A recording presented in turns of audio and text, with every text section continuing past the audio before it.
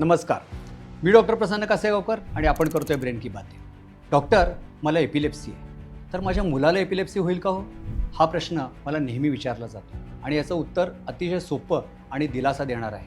मित्रहो, लक्षात ठेवा, जर एखाद्या व्यक्तीला एपिलेप्सी असेल तर जेनेटिकली ती एपिलेप्सी खालच्या जनरेशनमध्ये म्हणजे मुलांमध्ये जाण्याची शक्यता फक्त 2 ते 5% असते. तुम्ही जर उलटा विचार केला तर जवळजवळ 95 ते 98% चान्स आहे की तुमचं मूल हे नॉर्मल असेल.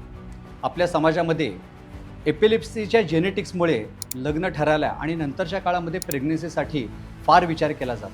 पण जर आपल्याला हा आकडा माहीत असेल की जर जवळजवळ 95 ते 98% मुलं ही नॉर्मल पैदा होत आहेत, तर त्याच्या संदर्भात भीती बाळगायचं ॲब्सोल्युटली काहीही कारण नाही. आजकालच्या मॉडर्न तंत्रज्ञानामुळे एपिलेप्सीच्या पेशंटचं प्री मरायटल काउन्सेलिंग आणि प्री कन्सेप्शनल जेनेटिक काउन्सेलिंग करून अशा प्रकारचा धोका देखील आपल्याला खूप अंशी कमी करता येतो. तर या आजाराबद्दलची भीती कमी करण्यासाठी हा व्हिडिओ जास्तीत जास्त शेअर करा आणि समाजामध्ये एपिलेप्सी आणि जेनेटिक्सबद्दलचं जे गैरसमज पसरलेला आहे तो कमी करायला मदत करा. आणि लक्षात ठेवा, भीती टाळा आणि विज्ञानाचा आधार घ्या. नमस्कार.